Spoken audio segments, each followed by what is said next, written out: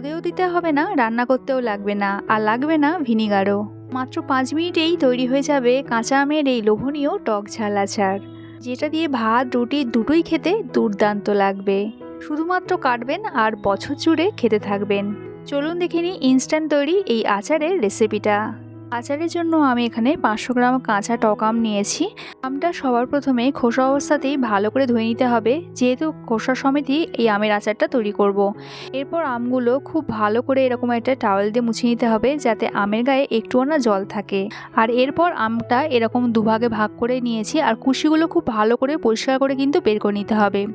সমস্ত আম এবার এইভাবে একটু ছোট ছোট পিস পিস আকারে কেটে নিতে হবে। পিস পিস আকারে কাটা হয়ে গেলে আমগুলো আমি একটু ফাইন চপ করে নেবো, তার জন্য এরকম একটা চপার নিয়েছি। যদি হাতের কাছে চপার না থাকে তাহলে একটু মিক্সার গ্রাইন্ডারে ঘুরিয়েও নিতে পারেন। তবে আমের টুকরোগুলো যদি এরকম একটু ফাইন চপ করে নেওয়া যায়, আমের আচারের স্বাদ কিন্তু অনেক গুণ বেড়ে যায়। একবার আপনারা করে খেলেই বুঝতে পারবেন ডিফারেন্সটা। সমস্ত আম আমার এইভাবে ফাইন চপ করা হয়ে গেছে। আর এরই সাথে এবার কাঁচা লঙ্কাটা নিয়ে নেব। এখানে আমি 6টা থেকে 7টা বড় কাঁচা লঙ্কা নিয়েছি, তবে ঝালের পরিমাণটা অবশ্যই আপনাদের স্বাদ অনুযায়ী বাড়িয়ে বা কমিয়ে নেবেন। আর কাঁচা লঙ্কাটাও আমি এইভাবে একটু ফাইন চপ করে নিয়েছি। এবার একটা মশলা বানিয়ে নেব। তার জন্য একটা ফ্রাইং প্যানে দিয়ে দিলাম 1 টেবিল চামচ মৌরি, এর সাথে দিয়ে দিলাম 1 চামচ জিরে, 1 চামচ মেথি, আর দেব 1 চামচ গোটা ধনে, 1.5 চামচ মতন সর্ষে দিয়ে দেবো। আর এই 1.5 চামচ সর্ষের মধ্যে 1 চামচ হলুদ সর্ষে আর 1/2 চামচ কালো সর্ষে আছে। কালো সর্ষের পরিমাণ কিন্তু বেশি হয়ে গেলে তিতকুড়ি হয়ে যেতে পারে আচারটা। আর সবশেষে এখানে দিয়ে দেব অল্প একটু গোটা গোলমরিচ আর 2টো শুকনো লঙ্কা। যে কোনো মশলা এখান থেকে বাদ দিতে পারেন, তবে সর্ষে, মেথি আর জিরেটা অবশ্যই কিন্তু রাখবেন। এই 3টে কিন্তু বাদ দেওয়া যাবে না। শুকনো খোলায় একটু ভালো করে ভেজে নেবো লো ফ্লেমে, যতক্ষণ না এই মশলা থেকে সুন্দর একটা গন্ধ বেরোচ্ছে। 2 থেকে 2.5 মিনিট মতন ভাজলে কিন্তু মশলাটা রেডি হয়ে যাবে। এরপর মশলাটা একটু ঠান্ডা করে ব্লেন্ড করে নেবো আর একটা গুঁড়ো বানিয়ে নেবো। তবে এই গুঁড়োটা কিন্তু খুব একটা ফাইন হওয়ার দরকার নেই। অপরদিকে ওই ফ্রাইং প্যানের মধ্যেই মশলাটা ঢেলে নেওয়ার পর আমি একটু বেশি করে সর্ষের তেল দিয়ে দিলাম। আচার কিন্তু সবসময় সর্ষের তেলের টেস্টটা খুব ভালো হয়। তেলটা খুব ভালো মতন গরম হয়ে গেলে একদম কিন্তু ঠান্ডা করে নিতে হবে, তবেই ব্যবহার করা যাবে। অপরদিকে মশলাটা এতক্ষণে ঠান্ডা হয়ে গেছে। এবার ব্লেন্ড করে এটা একটা গুঁড়ো বানিয়ে নেব। আর আগেই বলেছি এই গুঁড়োটা কিন্তু খুব একটা মিহি করার দরকার নেই।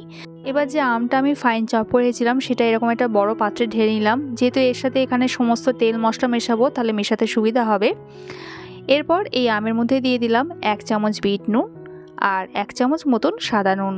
বিট নুনটা হাতের কাছে না থাকলে 2 চামচ সাদা নুন দিয়ে দেবেন, তবে বিট নুনটা দিলে টেস্টটা খুব ভালো আসবে, তাই চেষ্টা করবেন দেওয়ার। এর সাথে 1 চামচ কাশ্মীরি লঙ্কার গুঁড়ো দিয়ে দিলাম আর দিলাম 1/2 চামচ মতন হলুদ গুঁড়ো। আর এরপর যে মশলাটা তৈরি করে রেখেছিলাম সেটা এখানে দিয়ে দিলাম। এবার একটু ভালো করে সব কিছু মিশিয়ে নেব। দেখতেই পেলেন আমের এই আচারের জন্য আমি যে যে উপকরণ ব্যবহার করলাম সমস্ত কিন্তু বাড়িতেই থাকে। শুধু মৌরি আর বিট নুনটা সবসময় হয়তো বাড়িতে থাকে না, আর সমস্ত উপকরণই কিন্তু বাড়িতেই থাকে। এরপর সর্ষের তেলটা এখানে দিয়ে দেবো।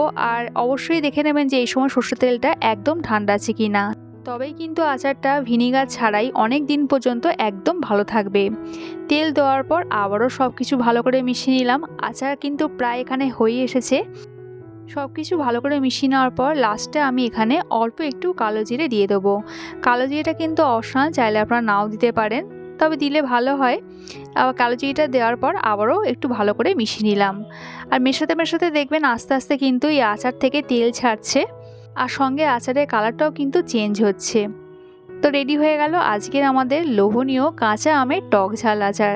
আর আচারটা দেখতে দেখুন কতটা লোভনীয় হয়েছে, দেখেই কিন্তু জিভে জল চলে আসছে না? খেতেও কিন্তু ভীষণ ভীষণ ভালো হয়েছিল।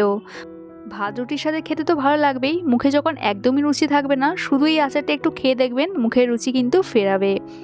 মাঝে মধ্যে আচারটা একটু রোদে দেবেন, তাহলে কিন্তু 1 বছর পর্যন্ত আচারটা একদম এই অবস্থায় থাকবে, একদম ভালো থাকবে। আর আপনারা তো দেখতেই পেলেন মশলা ভাজতে সময় লেগেছিল 2 মিনিট, আর তেল গরম হতে 2 মিনিটও লাগেনি, 5 মিনিটও লাগেনি কিন্তু এইরকম একটা লোভনীয় আচার তৈরি করতে। আশা করি আজকের এই ইনস্ট্যান্ট আমের আচারের রেসিপিটা আপনাদের ভালো লেগেছে। ভালো লাগলে একটা লাইক কমেন্ট করা রইল। দেখা হচ্ছে আবার এক নতুন রেসিপির সাথে। সবাই সুস্থ থাকবেন, ভালো থাকবেন।